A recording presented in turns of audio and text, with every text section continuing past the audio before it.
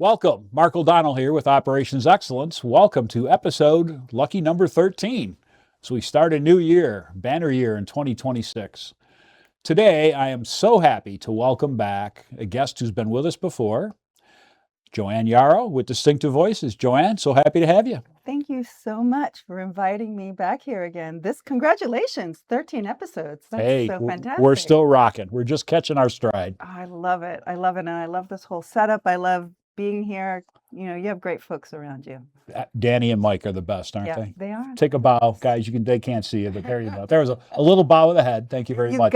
You gotta, bring the whole team in. Absolutely. Absolutely.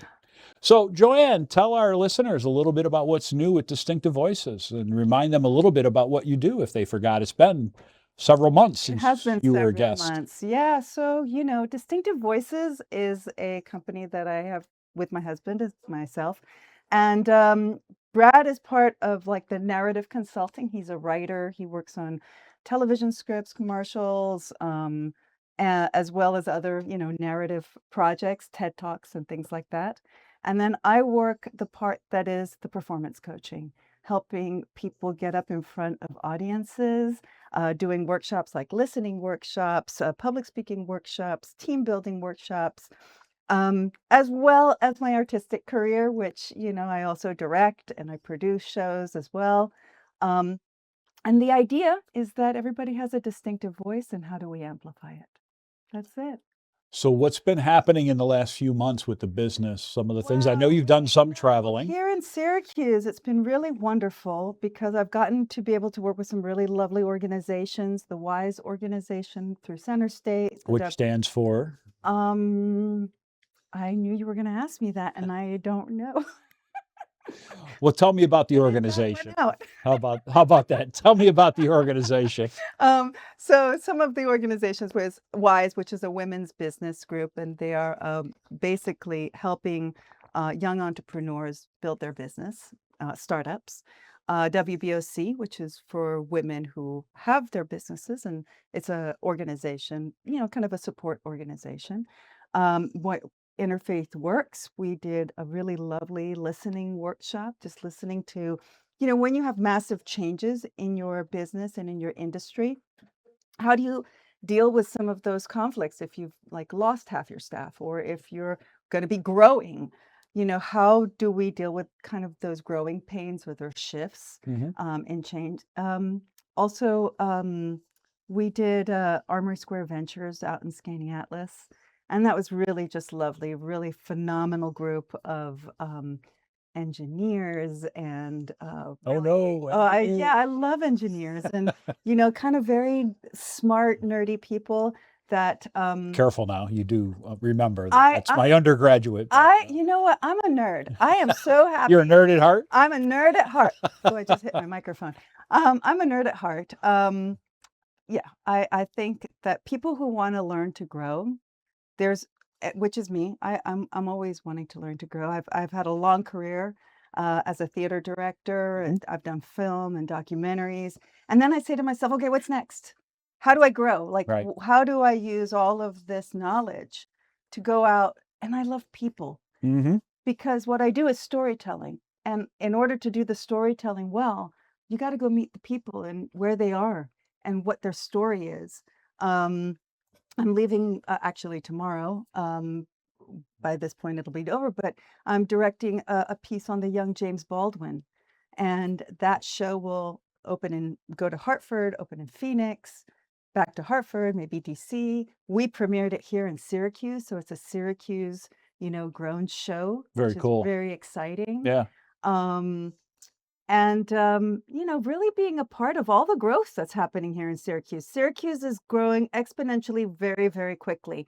You can see it. I mean, the highways and the buildings. And I was recently in the Inspire building, and it's incredible what they're building there. Yep. So also in the arts as well. So I think this city is it's just going to be amazing in the next, couple of years. Yeah. Because we are now in that phase of that transition that we're going to, be going into a lot of growth, a lot of industry. But with industry, we need culture, because you don't want to just go to work. You want to go out. You want to go to the museum, you want to go to, whatever floats your boat, the theater, whatever the case may be.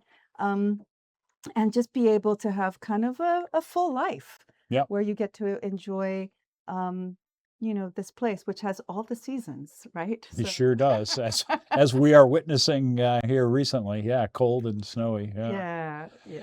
yeah. It is amazing because it's generational change. I mean, I'm from the area. I grew up here, and we haven't had this kind of excitement around here since probably the late '60s or '70s. Wow. As far as businesses really um, coming into the area and growing and building. I mean, yeah, there have certainly been stories that have been positive since then, but not to the extent and on the scale, right? Certainly just recently, last Friday, they had the groundbreaking, right, Yes. for Micron, which is very near my house. And there are so many ancillary pieces to that. And you're right. I think it's not just the business community that's going to have these opportunities and is already starting to see some of those. It's the rest of the community, Oh, right? The arts absolutely. and restaurants and all kinds of other parts of the community are going to have great opportunity, right, for Yeah. growth and things that probably haven't happened around here in a generation or more. Yes, yes. And I think it's going to bring a lot of vibrancy, Hmm. a lot of uplift this incredible history that we have here. Hmm. Um, I was just recently with the folks of the celebrating the anniversary of the Erie Canal, Hmm. for example. Sure. I just read a fascinating book on the Erie Canal, and I didn't realize this was kind of the hub, but this area Yeah. is the hub of this incredible amount of commerce, transportation, Well, yeah, that's what really put Syracuse on religions. the map was being Yeah. literally at the crossroads, right, at the center of New York State. It's central New York, right? It really was the Erie Canal, and then before that, it was the salt mines, the salt industry Mhm. on the lake. But yeah, the Erie Canal. It's funny you bring that up. I remember as a kid, I think it was like the fifth grade, maybe fifth or sixth grade. I did a report on the Erie Canal. It was fascinating, and I still find that part of our history fascinating. There is a lot going on here. But let's shift gears a little bit because I know you and I and Brad did some work together. I want to say it's like 2 years ago Yeah. now when we did some planning. Is that about right? Worked on a strategic plan. And you've done quite a bit since Yes. then. So take our listeners through, okay, you guys come to me, and this is kind of, I'll set the pretext, Mhm. and you say, look, we've got this side gig Mhm. that we want to really grow it so that eventually maybe we can make it our main gig. How do we do that? Yes. Right. And so we sat down and I took you through a very detailed planning process that you referred to early in the conversation. But since then, you've had some really cool stuff going on. So take our listeners and viewers through, okay, here's where we were before planning. Here's what we did in your words, and here's where we are today. Yeah, absolutely. I think it wasn't even just a lot of it has to do with mindset because I think we also came to you going, "Hey, we're two crazy artists. We can barely tie our shoes. So how do we put together a business plan?" Um, and being able to look, and I talk to a lot of artists as well that look at this and really saying, hey, what are some of the systems that do work for you? And Hmm. so one of the things that I think was really great about working with you is that y- we're not your typical engineering client or your construction client, right? We're a little You haven't spent out. your lives in the business world. Right. We're Right. we're we're in we speak a different language. Yeah. And so what was nice was being able to say, okay, we hear what you're saying. And in our speak, does this make sense? Which I think is really great because regardless of what industry you're in, you create a vocabulary for your industry. Yep. And so it was really great to be able to see the need for what we were offering. Hmm. And I think other than before that, before we started doing that, we were kind of in a void. We didn't really understand, like, oh, we have these tools. We'd love to work with people, Right. vague, right? Right. And then being able to kind of, funnel those things together and say, wait a minute, you have tools for this specific need. Hmm. And these specific people could use that need. Yeah. So you were able to identify specific markets and market segments. Yes. Here's who needs what we deliver. Yes. Mhm. And then being able, I think a little bit was I, did a lot of, kind of what I call taster workshops, Yeah. short 15, 30-minute workshops so that people could see who I am. Because again, it's a saturated industry. Everybody's a coach, right? And so also being able to figure out, well, how am I different from every other coach out there? Right. And then I realized, wait a minute, I'm a director, right? I'm a director. I would never let an actor get on stage and make a fool out of themselves. That's my job. Hmm. I would never let a client get on stage or in front of a, a board meeting and make a fool out of themselves. Otherwise, I'm not doing my job. That's not coaching, that's directing.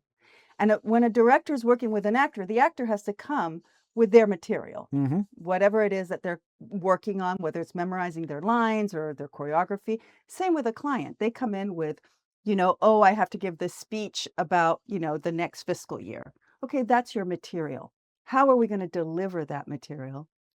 And I'm going to approach it not as a coach per se, but really as let's direct this. Mm. Let's really give it a sense of how it's going to land for your audience, how they're going to interpret your words, how you're going to make sure that actually, rather than just speaking at them, Mm. they may not be responding, but you are having a conversation because you are needing that acknowledgement that they get what you just said. Right. Figuring out those pauses, figuring out those things, understanding that speaking it can be an art form if you want it to be. And it's not changing your voice. I'm not making you something that you're not, Right. right? It's really taking your authentic voice, amplifying it, Making the most out of it. making the most out of it Mhm. because you want, if you are that person that has that vision, Yeah. you want your energy to match your vision. Hmm. Many times I meet people with these incredible visions, but then their fear doesn't let them match their vision. Right. Right. And that's what a director does. Yeah. And so that's what I hear you saying is, and this is really cool, is your kind of unique value proposition, right, Mhm. for your clients and prospective clients is that you have the ability to coach, but you bring this director perspective and skill level that most of your competition probably doesn't have. Yes. Right? That's your unique value that you bring. And so, one of the things that we worked on in strategic planning is how do you leverage that unique value proposition, right? How do you get that message and that goes to marketing and whom Yes. I'm marketing it to and who can most benefit from this unique skill set that I bring to the table and how do I get that message out there and how do I deliver it? Yeah. Yeah. And again, it's not to say that, I mean, by any means, just because I teach it doesn't mean I do it perfectly, right? It's really important. It's like when you see the doctor who's smoking outside, right? It's just because he knows, right? But I think that we're all in a state of growth, Right. and it's different to market a show versus market a business. It's Yep. very different. It's one has more longevity to it. Right. And marketing in and of itself is a conversation with your audience, Sure. right? You're wanting to take your audience through, hey, this is me now, and this is me now, and this is me now, or this is our business now, right? Hmm. And being able to feel good about those touch points, Yep. right? I think is really important.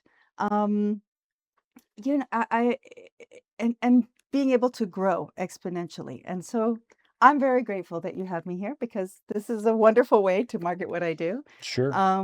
But also to be able to say it's really important to have a plan. We were just that's how we started off, right? Just having the value, just having the talent is fantastic, but Right. without a plan, you're all over the place. And I had the business since 2016. But the plan didn't really come into place until really in the last few years. Right. So where would you say that you are in relation to where you were when we first started talking and working on the plan as far as a business? Have you progressed? Oh, yeah. Well, I have to kind of give credit where credit is due. I also work for Syracuse Stage, Yep. and they have been incredible. They created an improv for entrepreneurs section. So I work with Syracuse Stage to be able to um, kind of, we work off of each other's strengths. Okay. They're a name that people know in the city. And so when you're doing that Mhm, work with the improv for business people, mhm. is that as are you acting in your role as a employee of Syracuse Stage, or is that through Both. distinctive? It's really both. It's both. That's very cool. I Both. didn't see. I learned something today. I didn't know Yeah, that. I think the best way, because again, I was very worried. I wanted to make sure that, a lot of people in the community know me as, the Syracuse Stage person. Yeah. I'm the director of community engagement. So just to kind of clarify it, both for audiences, but also for, at Syracuse Stage. So when I do something that is an improv for entrepreneurs, I'm coming in as distinctive voices, Got it. right?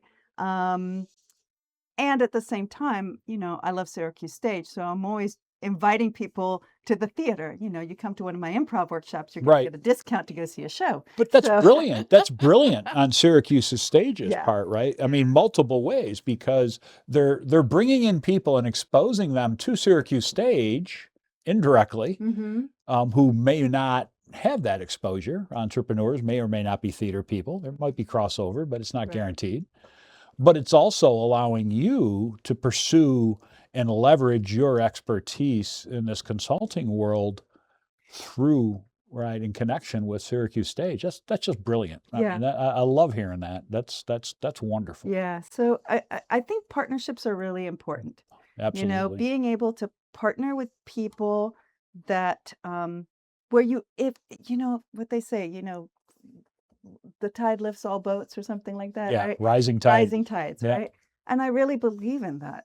There is competition and that's all fine, but there's also cooperation, sure. right? And so if you're successful and we're working together and we're both successful, great. Right. I think that that's something that we need to look at. And I really love working with different organizations here in Syracuse to be able to say, hey, yeah, let's find a way to kind of Yeah, bring our talents together. absolutely. And a great example of that is TDO, who, Yes. when this episode airs, we will have completed our Mhm. joint workshop that we're working on.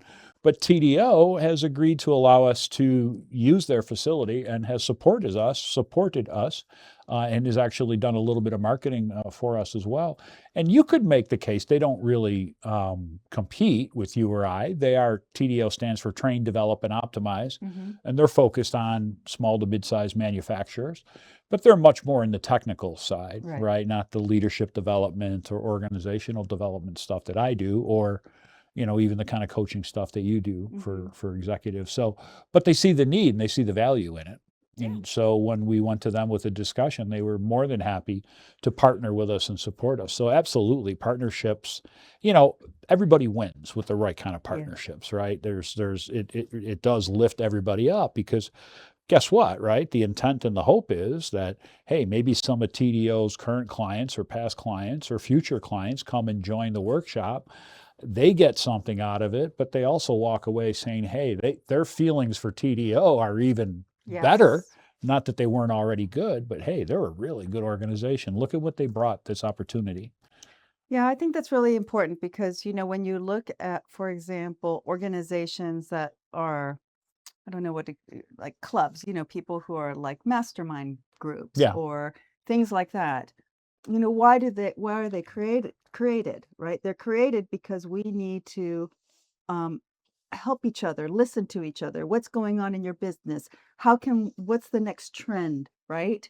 Um, how can we be more connected with what's happening in the city? hmm, And where this works in terms of partnerships is like, oh, I get to see a little bit about what you're doing and what you're working on. right, So, but I also, if somebody asks me for a referral, I've got the Rolodex ready to go. That's 100%. for those people who don't know what a Rolodex is.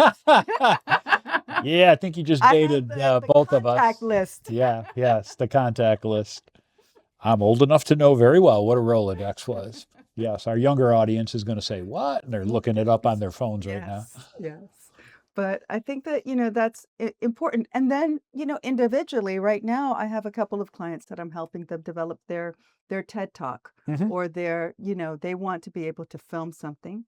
And in in the same way that you're doing this here, you need a team, Yep. right? And you need somebody to know how to speak to that team, which is also very important.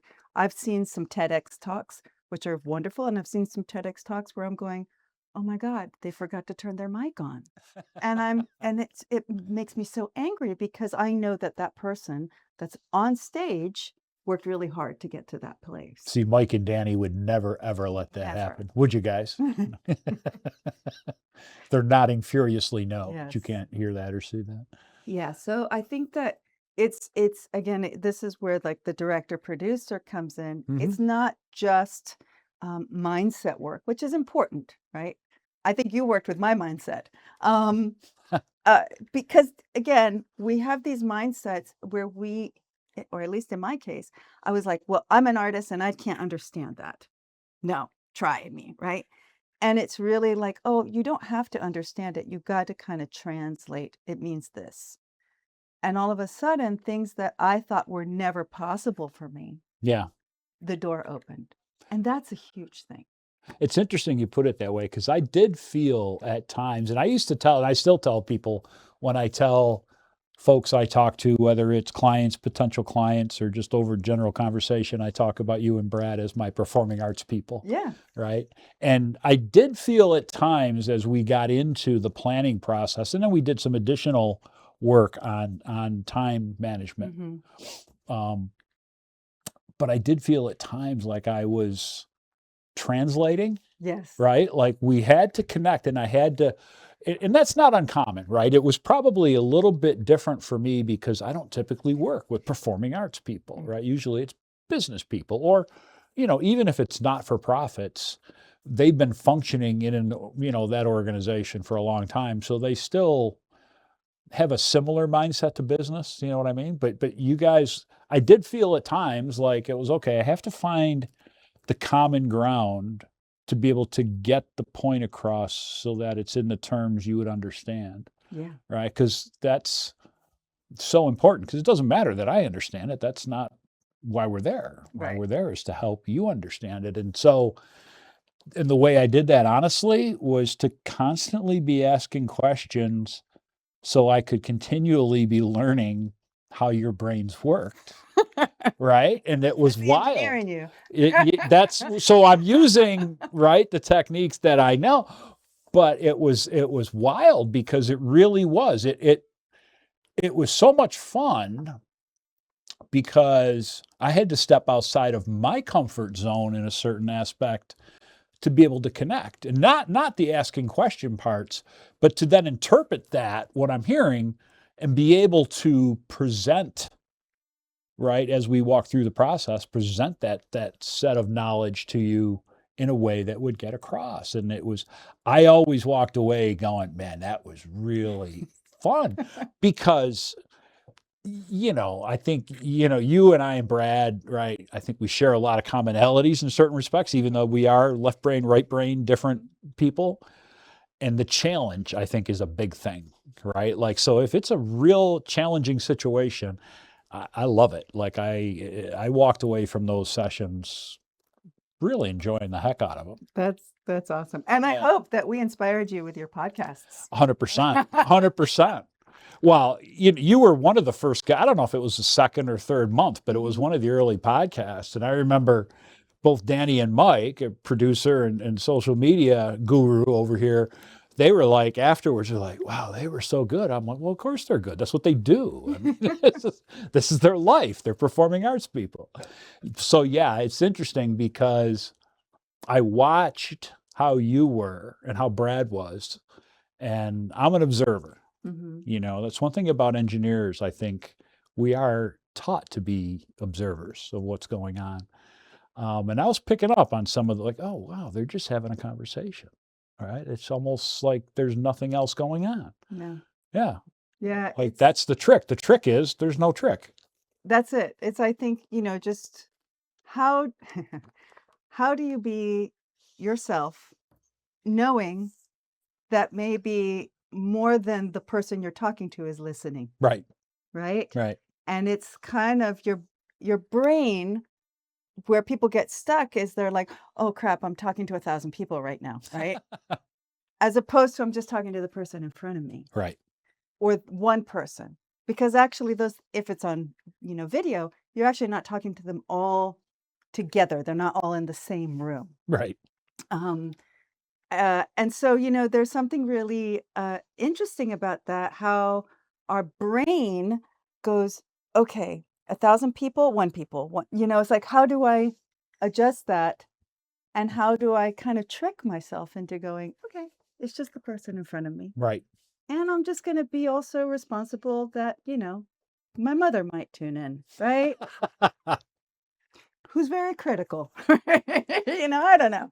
Um, so I think that it's being able to handle those two things, which I think is really important. I'm loving that this has been a huge success for you, and that we've kind of maintained like, hey, how are you doing Oh yeah. throughout the time. I think it's really important. It's one of the things, like, I think about my grandparents or my grandfather. My Right. grandfather um, was a mayor of a town and he ran a business and da da da da. But he also was part of a poet society. So here was a man who was a top entrepreneur, Right. politician, blah, blah, blah, blah, but he also loved poetry. He took to the opera, Very creative, man. Yeah. creative. Yeah. And then you could see how his business was really successful, Mm. right? Because he combined both sides of the brain, right? Yeah. Yeah. Both things. He channeled that He creativity. channeled the Yeah. creativity Yeah. so that, he would be okay, Mm. if he was talking to a group of famous people or if he was talking to a group of, construction workers who are going to build the next building. And so being able to have that is really, really important, especially I think today, because right now the way we're communicating with each other is online. So people will see us on their phones or their computers. Right. And it's a different way of connecting with people. But there is still no, in my mind, and I will admit to probably some of my nieces and nephews and younger friends calling me old school because I guess I would qualify, but there is no replacing this, the face-to-face conversation, because it's just not the same, right? Um, so much gets lost when you're not face to face. Like I've got younger friends or younger business associates, they always want to text me, which is fine to a point. But if we're going back and forth and they're fairly lengthy and it's getting complex, like I'll literally just pick up the phone and call them. They're like, well, why'd you call? What do you mean? Why did I call? Like, Because a text can be misinterpreted. correct. And even, phone conversations are much better, Mm-hmm. but I'm still not sitting face to face. I don't have the advantage of seeing the body language and the facial expressions, right? And there's so much that gets communicated Yes. that way. I want to circle back. You brought up about your grandfather's creativity and how he, if you really thought about it, right, this creativity drove his success in everything he did, Yes. right? 100%. It just brought me back to remembering a boss I had one time. And I think this goes to communication, right? And he was like the great whale hunter. Like he landed these huge multi-million-dollar projects for the company. We were talking one time in his office and I said, I couldn't do what you do. And he laughed and he goes, yeah, that's BS. I'm like, well, why would you say that? He goes, Mark, we're all selling all the time. And I sat back and I went, darn. That's not really what I said, but I cleaned it up. But, Mm-hmm. like, yeah, he's right. Because we're, in reality, every one of us is a salesperson. Even if I'm just selling an idea or trying to convince you of something, I'm selling, right? And so many of us think, oh, I couldn't sell. I couldn't do direct sale. Well, you've been doing it your whole life, Yeah. right? And I always say the best sales technique is sharing.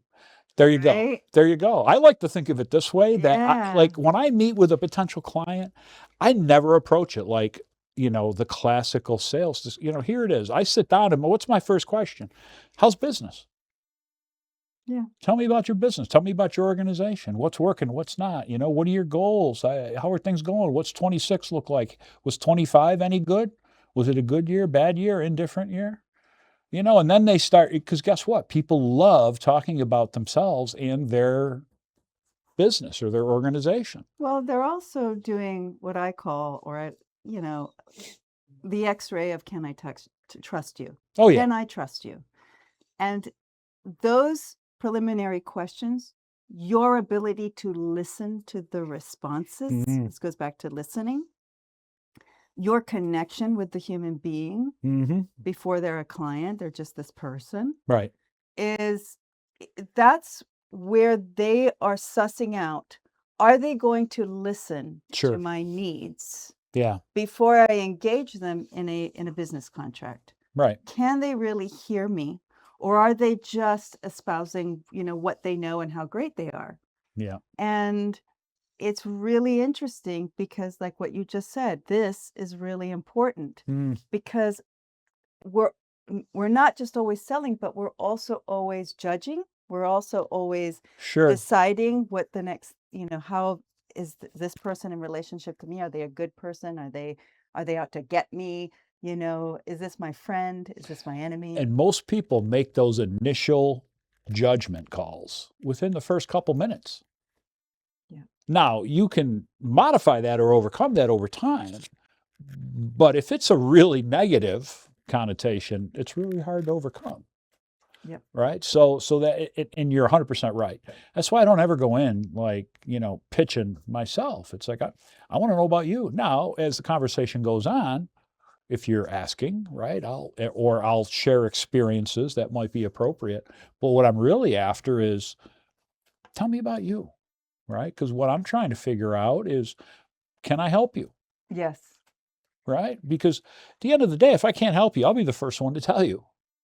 But, I might be able to help you by saying, I don't think I can directly help you, but I know these two other folks that do some stuff that might help you. You should probably reach out to them, and here's their contact information.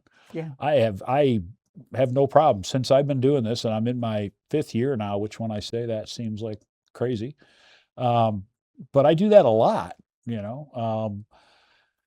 and you know what it does? I look at it this way. At the beginning, right, I struggled some with direct sales because I've done most stuff in business to the point where I was comfortable with it, except direct selling and marketing. And now, of course, how do I spend a significant chunk of my days? But when I realized I'm not really selling, right? It's really more about, can I help you? Right? It's Yeah. more fact finding and can I help you? And oh, by the way, if we don't end up doing business, maybe I made another friend. And who knows where that goes? Maybe it's just a friend that we end up playing golf together or, connecting in socially. That's great. Never left my house wanting to have less friends. No, exactly. Right. Well, I always I think of the idea of a car mechanic, Right. right? Where do you go, right? If you don't know, first thing you're going to do is call up a friend, right? And say, Sure. hey, Who do you know? and then let's say you go to this person because you're not 100%. Okay, maybe your friend might be a good friend, but you still got to suss this person out, the Right. mechanic. Now, if the mechanic comes in and looks at your car and says, you're okay, I just tweaked something, no charge, good. Oh, what happened? You're like, oh, You're going to go back to you're that going to go mechanic. back. It's the best technique ever, right? Right. Right. And then you develop the car mechanic has to develop this trust with you. Yeah. And especially now where people can leave reviews everywhere. Sure. But in essence, it's those preliminary moments with people, like you just said, Yeah. is all about building trust. If, I do it the same way, like, hey, I can't help you, but based on, where you are and what's going on, I'm mentoring these two people, they will be fantastic for you, right? Right. Or whatever the case may be. It's I know somebody who might be great for you. If you ever want to come back. And I have a really it's a no stress for me because I Right. don't have to stress out about the marketing per se. Right. I just kind of put it out there. Right. And I always say to people, this is my philosophy, right? I don't go after what I want. I pull it towards me. There you go. It's a very different energy. Yeah. If I'm going after what I want, it may be constantly in front of me and I never get it. Right. But if I'm pulling it towards me, it's always getting closer. There you go. Right? Yeah, I love the analogy. I love the story about the auto mechanic, right? And I do this. As a matter of fact, Adam Feck, who I'm giving him a plug here, Adam has been on the podcast and has become a very good friend of mine. He and I have talked about this a lot, and I don't have any problem like even giving away the secret sauce, like telling people, yeah, you know what, you really should think about X, Y, and Z, and here's how you go about it. Because the truth is, they're very likely not going to be able to make it operational without some outside help. Yep. Like I could still tell you, and you could go try it on yourself, and you might get some benefits from doing that, but you're very likely not going to be able to make it fully operational without some outside help. And if they do, make improvements and they remember, hey, Mark gave me that tip. Okay, I'm cool with that too. Yeah. Right. I think that's, again, we need to, meaning this wonderful city that we're in, if we built more bridges this way, Yeah.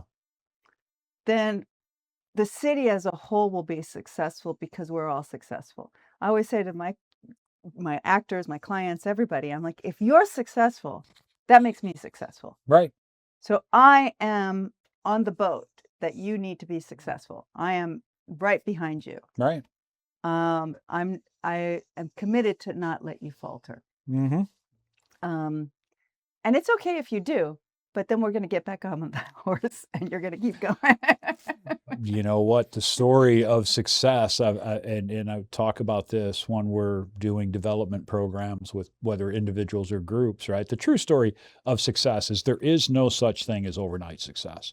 Because inevitably, when you really look at the story, there have been multiple attempts, multiple failures, but the common theme is always that individual always got up one more time than they got knocked down, right? There's great stories throughout history, right, of highly successful people that when you really look at their story, it's like, how the heck did they ever not just thrive, but how'd they survive all that failure?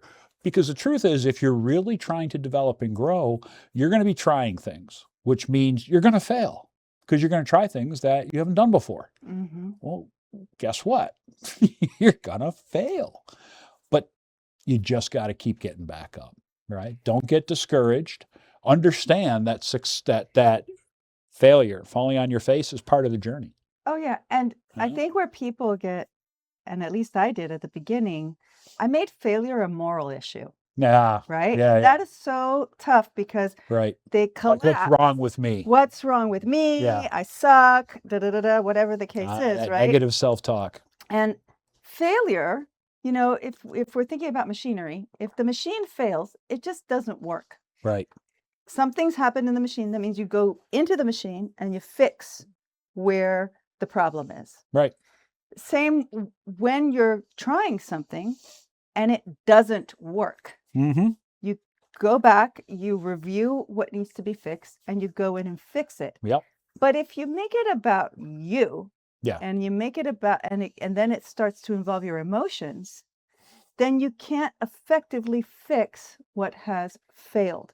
Failure, for me, has become a technical issue, not a moral issue. That's a great way to look at it. And it ties directly in something I deal with all the time in helping people, right? That people, when they think about development and we talk about skills and knowledge, they think, okay, well, that makes sense. There's different skills and knowledge I have to learn and learn how to implement.